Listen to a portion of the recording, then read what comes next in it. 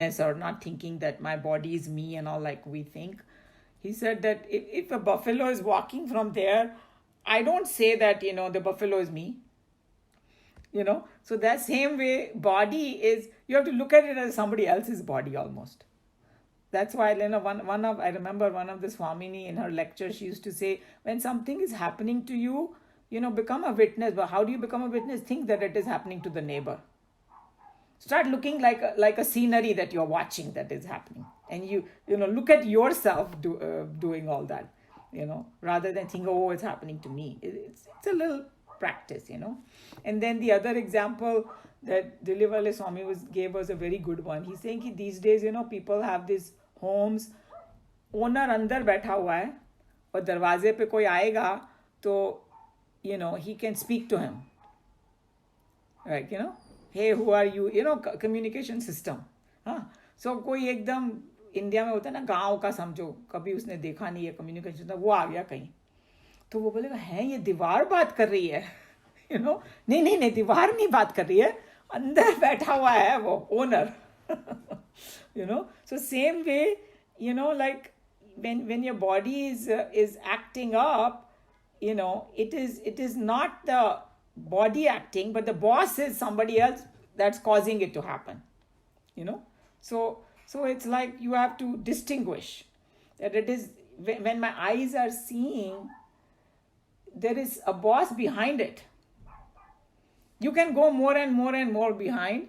Eyes are just collecting information, but if the mind is not connected, nothing is going to happen. Mind is the boss there.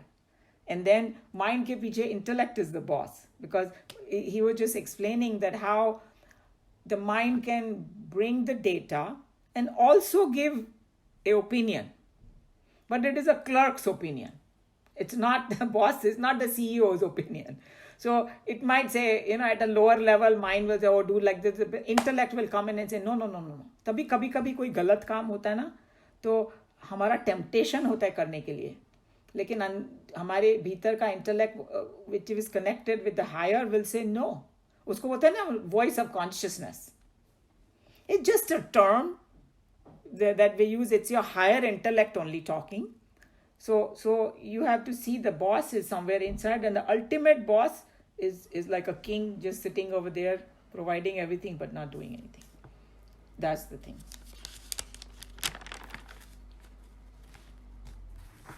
And then the other thing is, he was bringing up this concept that the modern science thinks that matter is the one that is causing the consciousness.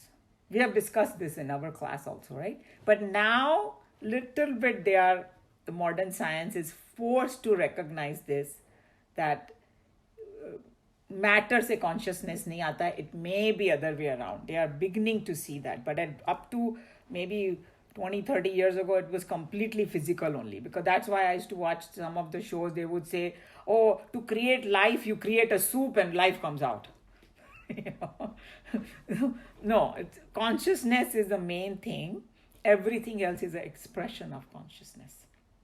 That's how you have to look at it, So another way of looking at it, it's a little bit hard concept, but I'll just say it anyway, maybe we'll get it. Consciousness is a pure existence they're talking about. Even if no objects are there around, consciousness can still be there. That's why in our shastras, don't they say that एक समय में cosmos नहीं था मगर भगवान थे, right? They mean that consciousness was there, but this world was not there. The world got manifested. So world manifested with consciousness becomes the jiva. That's how you have to look at it. And then in our scriptures, there's very nicely explained Sat, Chit, and Anand. That's how they described it. Sat is that existence part. So he was the Swami was explaining that whenever we look at a thing and we say this book exists, this computer exists, this exists, everything, objects are different, but existence is the same. See? So that's why existence is that common thing. That's what that consciousness has.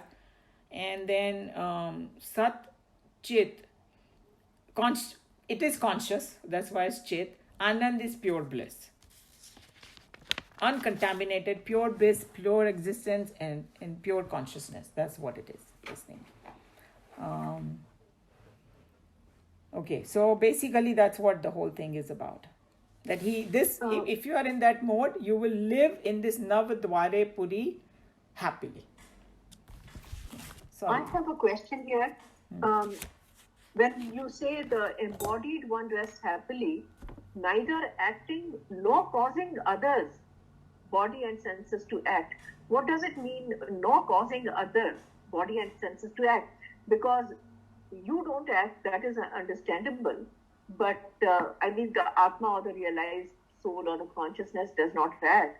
But it is that which is making the body and the senses act, I thought.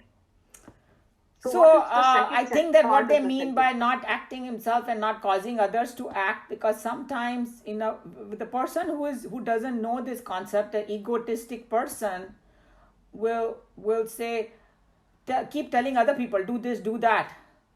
Remember we said I'm just taking one approach of this, your question, that people who are self-realized and all that, they don't even give advice to other people or hey, you go do this or go do that. No, you make your own decision, because at that highest level, neither he is acting nor he is making other people act. And that's why I gave the sun's example, because physical example that we see, that we can relate to very well, is the sun.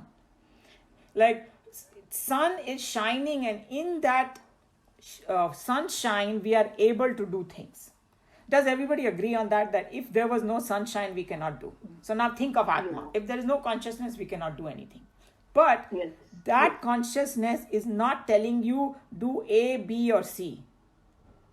Neither is telling something to act in a certain way. The nature is just acting in its presence.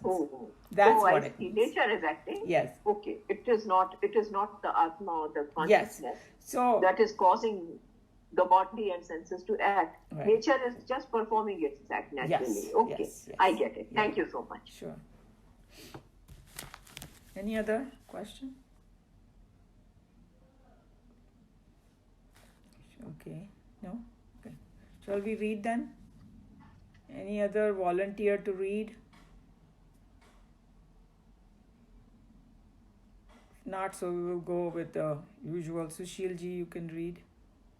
Sushil ji, or sorry, no, उनकी book में वो ठीक नहीं है, right? Anil ji can read.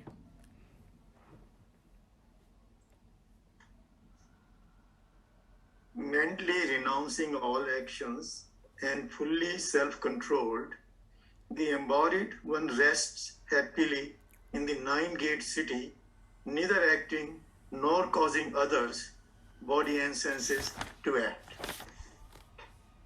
Okay, what we'll do is, I just realized that it is almost like 12. We will read it next time. Because Kathoupanishad also is, right now it's a little bit, we need some time for that. So we'll have at least half an hour. Okay, so we will, any related question? Yeah, I was just going to say, when we are saying, according to Miraji's question, neither causing others, body and senses, that means it's not the people, but it's the body and senses. That means the body itself. I mean, what I mean is, it's not like people. It's not making other people to act. It's not the people, but it's like the consciousness. In consciousness, the body acts. In consciousness, with consciousness, the mind can perceive and all that. And then actions can take place with the hands or the whatever the actions take place. So there is that thing that is not causing other people. It's not the question of others being there. It's the body itself.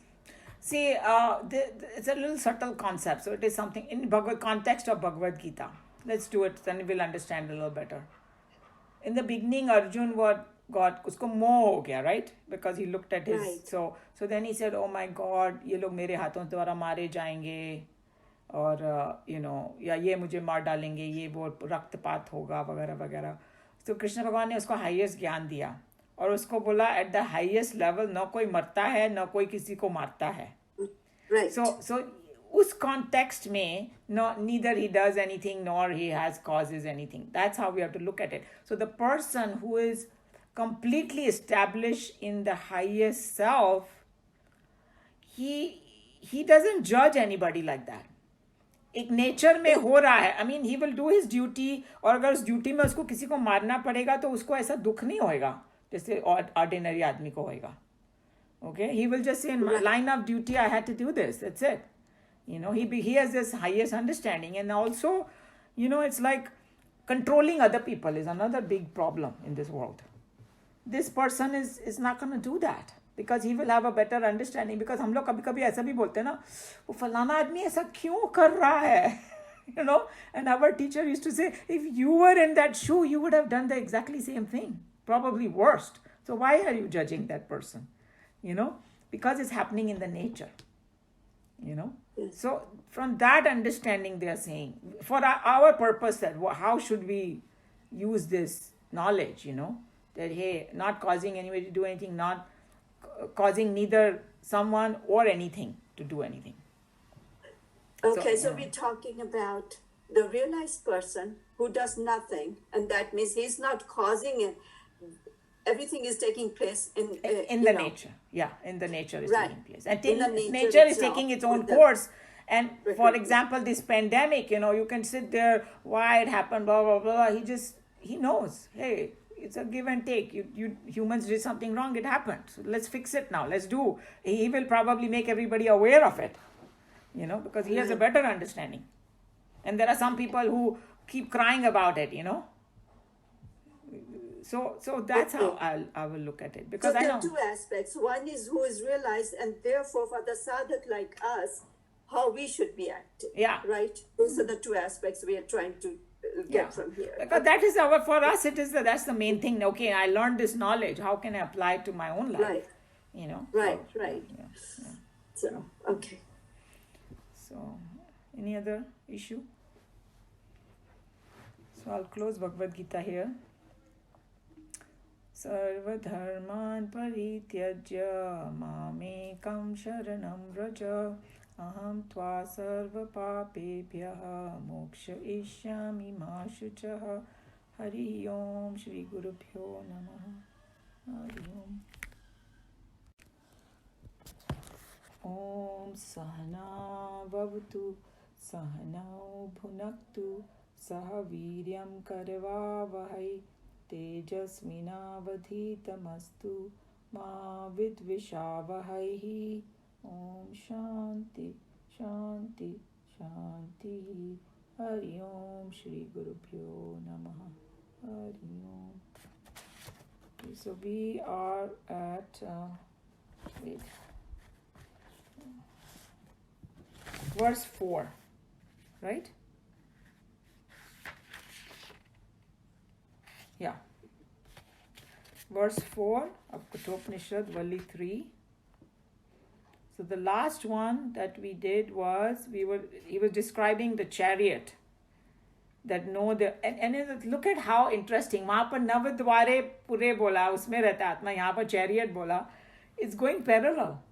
Beautifully going parallel. It's saying that Atma is the lord of the chariot. Oh, beautiful. Who sits. And then within it, and the body as the chariot, intellect as the charioteer, and mind as the reins.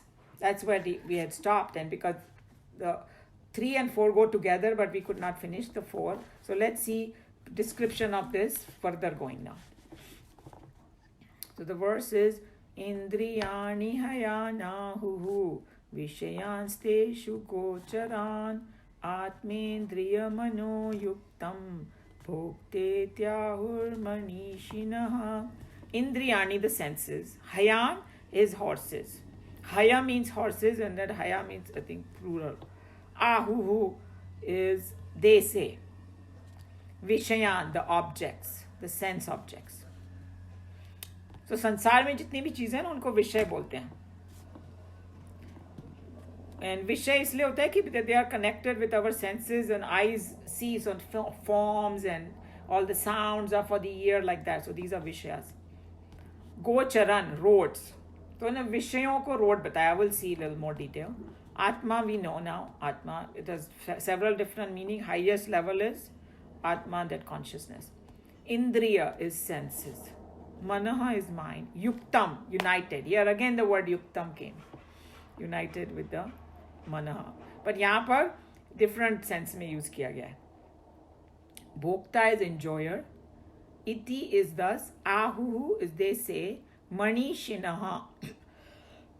We have this word Manish, right? इसका नाम भी होता है लोगों का Manish. What does it mean? The wise men are called Manish.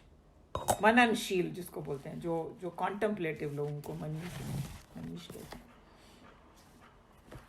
So another way of looking at Manishina is the people who have mastered their mind. They are great thinkers. They are vivekis, Their discrimination is very high. So these are great teachers and rishis and all that. उनको Manishina कहा गया यहाँ पे.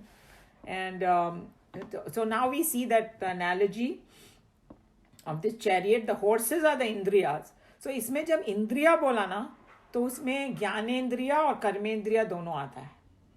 So ज्ञानेंद्रिया we know are 5, eyes, ear, nose, tongue and skin, And then karmendriya are organs of action, so ज्ञानेंद्रियों से information आता है, mind को मिलता है, mind presents it to the intellect gives order to the karmendriyas to act accordingly, okay, and the speech, hands, legs and excretory and reproductive, those are the 5, okay. And then so we know that in the analogy, the horses are the one pulling the chariot and taking it here and there with the reins in the hand and all that. So who's pulling our body's chariot? Okay. So indriyas are pulling. The horses are pulling. इंद्रिया जब देखती है ना इधर उधर, तब हम यहाँ से वहाँ कुछ जर्नी शुरू करते हैं. मेरे को ये चाहिए, मेरे को वो चाहिए, मुझे वहाँ जाना है. इंद्रिया लेके जाती है ना. So see how beautiful the analogy is. But now अगर घोड़े चल रहे हैं, इंद्रियों के घोड़े चल रहे हैं, तो रोड भी तो होना चाहिए ना. तो वो रोड को विषय बताया गया है. Like शब्द, स्पर्श, रूप, रस, गंध, these are the विषयs. इसी के पीछे तो सारी जिंदगी हम लोग दौड़ते रहते हैं. Oh, I want to see this, I want to hear this music, I want to go to this rose garden and smell this, right? All those things that, or I want to eat this food. I want to go to this restaurant, rasa, all these things. So, once the person, the master, means the rathi, or like the Puri mein jo wo dehi bola, same person, when that Atma becomes united with these senses and forgets that, hey, I am just there's a separation of, Atma and this. He forgets that, he gets united with it, then he becomes the enjoyer. Doer and the enjoyer he becomes. The person who is a doer only becomes the enjoyer. So, bhokta, the word is, you must have heard this word bhokta in Sanskrit. That's where it's coming from. By uniting to this indriya and man और इंद्रियों से जुड़ के वो ऐसा बन जाता है, okay? But absolute meaning, if you think about that Atma, it is Chaitanya Swarup, and that real absolute meaning means that's the one that doesn't take birth, die, grow, all that meaning you have to bring it back. But this pure consciousness, एक word है संस्कृत में, उपाधि बोलते हैं उसको, और English में उसका ट्रांसलेशन स्वामी जी ने किया conditioning. And the example he gave is very beautiful. It's not in this one, but I heard it before. You take a water and you put in a colored bottle, then वो हम देखेंगे तो कैसा दिखता है, blue पानी दिखेगा, green दिखेगा, येलो दिखेगा. That's called conditioning. It है नहीं वो पानी ब्लू ग्रीन, वो पानी is, no color in it, but because it's conditioned, it looks like that. The same way, when the Atma expresses or manifests or associated with body, sense and mind, then it gets this jiva ban jata ho. It gets this individual ego bolo, jiva bolo and all that. And that person becomes the enjoyer. So this is what example he gave, a very good example, Dilli Wale Swami, not Dilli Wale, Tejo Mayanand ji gave this example. he said that it is like an actor. Okay, when he's doing acting, he assumes all different jobs. मतलब कभी वो beggar बन जाता है, and he uses a makeup to do it, right? He uses the makeup and the costume to do it. Costume पहन लिया उसने एक राजा का, और वो सब मुकुट वुकुट लगा दिया, मेकअप कर लिया, और वो राजा बन गया. और फिर कभी नेक्स्ट मूवी में वो बेगर का रोल करता है. लेकिन अगर वो ये भूल जाए कि मैं बेगर और राजा खाली एक्टिंग के लिए बना हूँ, और बस उसी में वो बह जाए, that becomes a Bhokta. That's how the distinction is. So if you remember, and the same thing goes to what we learned in Bhagavad Gita just now, just a few minutes ago, that hey, if you forget that separation, that's when the problem starts. So essentially the jiva itself is also Shuddha Chaitanya, but by upadhi or by conditioning, it feels bound. So that's what so what is the journey they are talking about through this chariot? From bondage to liberation. So because okay, chariot bata diya, so what is the purpose of this journey? That other worldly thing is totally secondary thing. Paise kamana, naam kamana, those are totally secondary. The main purpose is through this chariot you are taking the journey from bondage to liberation. And that's why he said that we do this famous prayer, Asato ma sadgamaya, tamso ma jyotirgamaya, that hey, take me from unreal to real. Asato ma sadgamaya, that's what it means. Take me from unreal to real. So he's saying that Atma ka jo true swabhav hai na, वो that is not bhokta wala swabhav. Because remember we talked about that, it's just presence over there, that's it, witnessing different experiences, you can call it.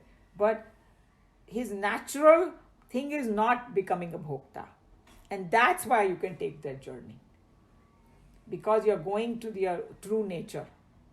That's the journey. If it was not so, you wouldn't be able to take that journey, he said. So but right now what our problem is, that we kind of confused about our true identity, and then he kind of Tejomay energy explained, but we kind of already know this, that indriyas are the one that are connected with the mind, because here he gave the example, so he just wanted to have a clarity that and Indriya ka job is only to perceive things and of different things, and job of the mind is to collect the data and all that. It's a coordinating factor, he explained. And I think I gave that example that is mind ka job is more like a clerk's job, get everything, but जैसे कभी कभी clerk लोग भी अपना opinion देना शुरू कर देते हैं. So that's why जो clerk की opinion दे दो, मगर तुम्हारी चलने वाली नहीं है if you are doing it correctly. अगर clerk की बात करोगे, ले लोगे, तो फिर गड़बड़ भी हो सकता है, because the clerk doesn't know the entire business, So you should have that, he called it in Sanskrit, nishchayatmik buddhi, that that's why that rain is in hand of buddhi, in the analogy. Rains are mind, but uske boss is the buddhi. So another thing that you have to say is that we should not get swayed by our lower mind. Let your intellect make the decision and purify the intellect constantly. Then the decision will be good. That's why the Krishna Bhagwan ko wahan bithaya hua hai. He represents the totally pure intellect. That's what he represents. Like we had discussed that, Anilji had that question last time.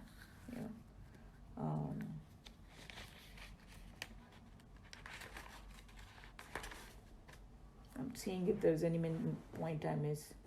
So the one point that Tejomayananji said was that Bhagwan gives, all these equipments are given to everybody, right? And then what you want to do, the choice is yours now. Especially after knowing this, hey, if everything is in line and controlled and all, and your pure mind becomes the boss, the chariot will take you to your destination. And then next couple of verses, that's what they are going to emphasize on, that vehicle कोई भी हो, chariot हो, car हो, aeroplane हो, boat हो, उसका जो चलाने वाला है ना, वो उसका mind balance होना चाहिए.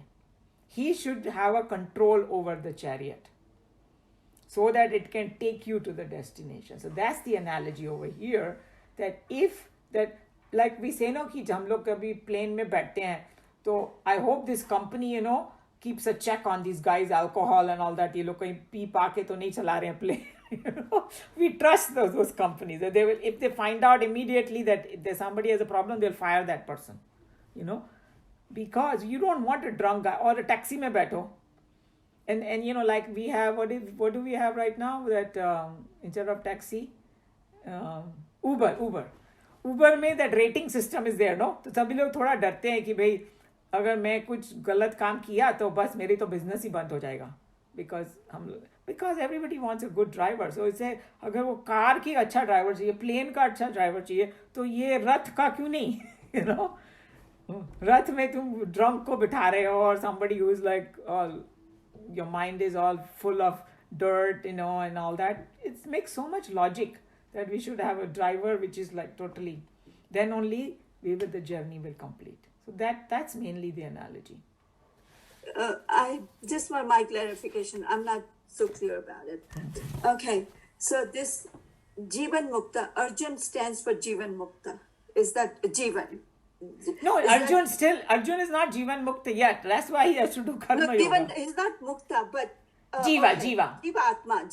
Let's put it that way. Yeah. He's that, right? So he's the he's sitting in there, and the guiding and the reins are in the hand of the pure intellect, right? And the pure intellect is Krishna. Is that what we are saying here? Yes. Atman. Yes.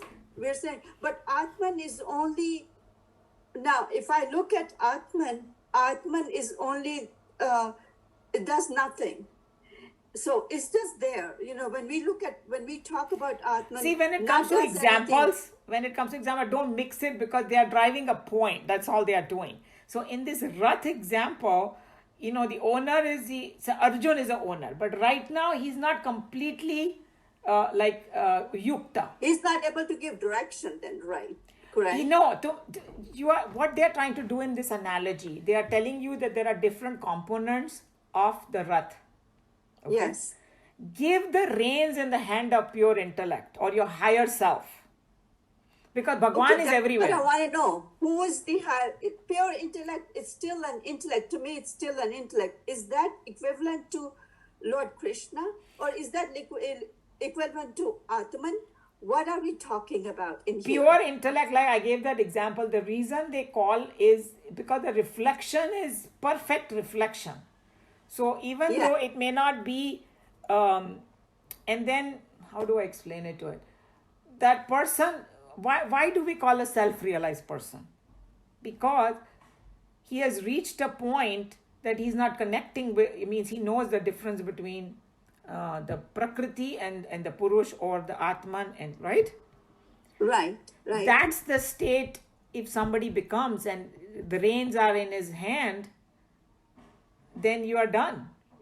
The guy will take you to the final destination, So the analogies are not perfect. They are driving a point. So what they're driving a point over here, that make your mind, firstly, don't succumb to the lower mind. Okay? Give the reins of your mind to an intellect which should be pure. So our job is to make it purer and purer. Then the Rath will be taken to your destination. That's the whole idea. And then right now there's a distinction between Jiva and the intellect and all. But once you reach that, everything will become one. You don't need the Rath then. You're done with that's how everything merges with it, because Jivahood is gone.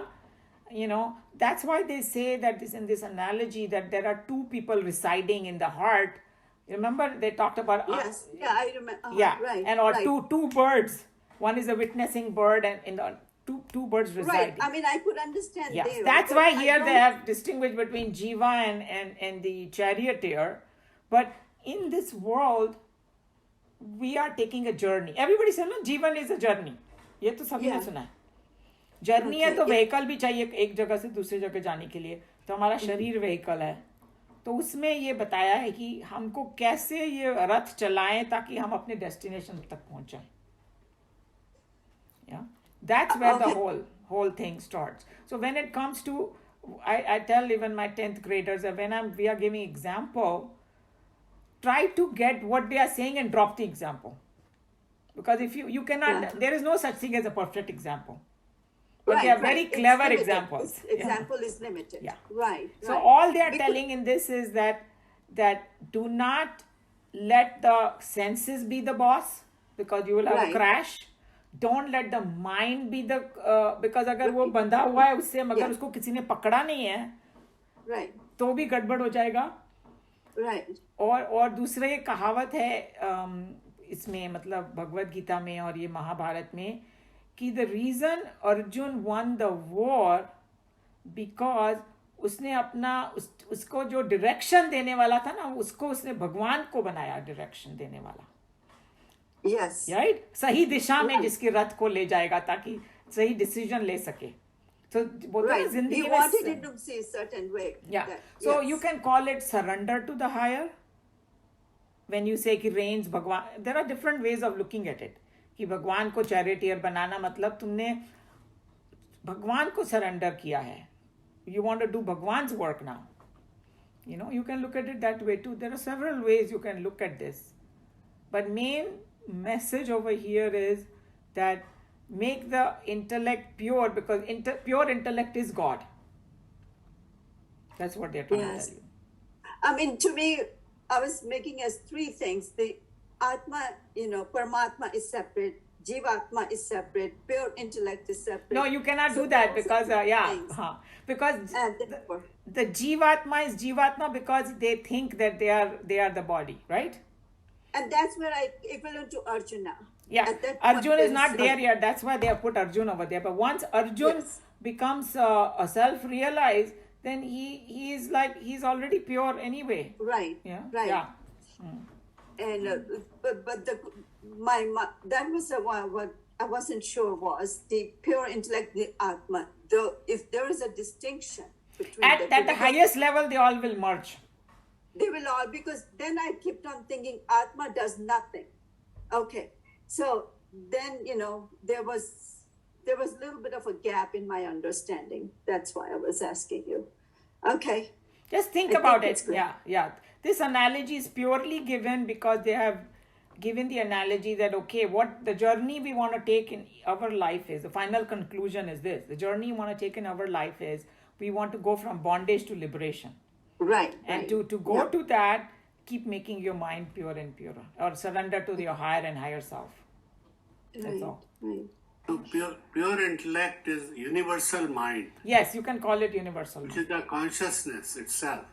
Correct. If it's pure intellect is the universal mind. Okay, then it's not just, because to me intellect could be at any point different because with the different data you have. But if you say universal, then that's So fine. it includes everything. It includes your mind and everybody else's mind in the universe. And to drive you, it tells you exactly what you are supposed to do. Because what is your role in the universe? That's why you keep getting the clarity more and more. As your mind becomes pure, instinctively you will know what the right thing to do is, right, Joe? Then you don't even have to use it. Just सहज बन जाएगा सब कुछ. सोचना नहीं पड़ता. They gave one example that two people who were using the intellect fighting, and you cannot determine who's going to win because they are not. I mean, that's one of the examples they gave because it's indeterminate who's going to win. I don't know. It's very complicated. It's a deep subject. It's a contemplative subject. Just think about it, and if you still have some doubts, we can take it up next time. Okay. For sure. Okay. Thank you. Yeah. Yeah. Any other issue? Question, comment? Anybody wants to add anything? So let's see. What's the time? Do we have time to read? It's a little longer. Or we can just get started and just read whatever we finish and then we will stop there. Okay. Meena ji, you want to read? Sure. The senses and the instincts, they say, are the horses, and their roads are the sense objects. The wise call him the enjoyer when he is united with the body, the senses, and the mind. The wise call him the enjoyer when he is united with the body, the senses, and the mind. So what he is telling over here, when he gets conditioned by these three, then he becomes the enjoyer. So this, Right. the particular person they are talking about he is kind of, maybe you can think that he's forgotten that he's that Atma. So he thinks I'm the body, mind, and so that's why we stay in that mode. Oh, I want this, I want that, and that kind of mode. So that's He's how the it comes in. actor who Yeah, forgot his exactly. real, right? Yeah. His true name. Yeah. So Yeah. continuing the analogy, the mantra here explains what the horses in the chariot picture stand for. The senses are the horses. Without the sense organs such as ear, the eyes, the nose, the tongue, and the skin, the body chariot cannot move. It is a well-known truth observed in modern psychology that a child born without any of the sense organs is a dead one. We generally observe that a blind man has invariably enhanced power of hearing.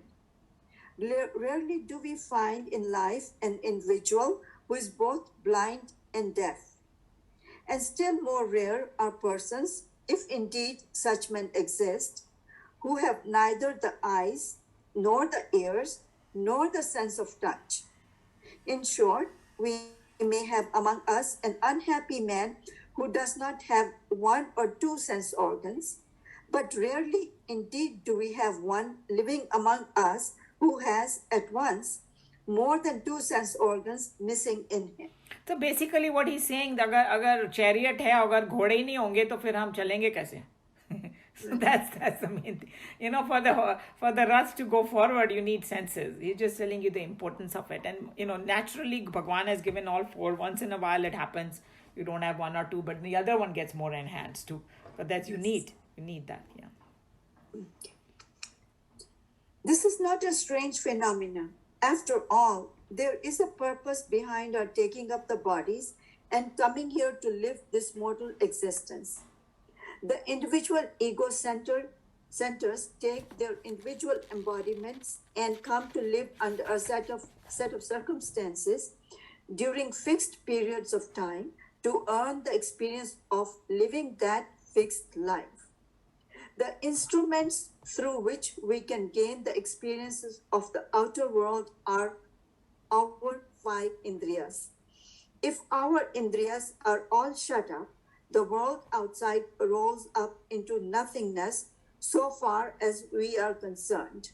For example, in a deep sleep state, we are not aware of the outer world at all because none of our sense organs functions for us during our deep sleep state. So he's just telling you a scientific fact here that without the sense organ, we don't have the world. And even in this is our own life, we can experience that in deep sleep because the connection is broken. We don't have, and that's why we, in deep sleep, कोई पाप पुण्य कुछ नहीं कर सकता. You have to wake up to do all those things. You want me to go ahead, keep on reading? Yeah, and we have another 5 minutes. Yeah, you can. Okay. If the eyes are not, the forms are not. With our ears, surely we know we cannot grasp ideas of form. So too, with every other sense organ, same way, okay. If the organs were not with us, our birth in the life would have been a madman's maddening extravaganza, purposeless and idle. The Lord, the Creator, is no madman.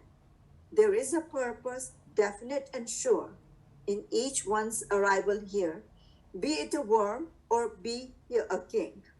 Since without the sense organs the purpose of our embodiment is defeated, the law sees to it that no child is born with none of the sense organs.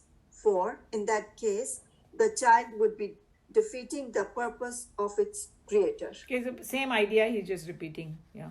And we can Yeah. go one more paragraph and then we'll stop. Okay. The Shruti here says that the horses that draw the body chariot are the sense organs.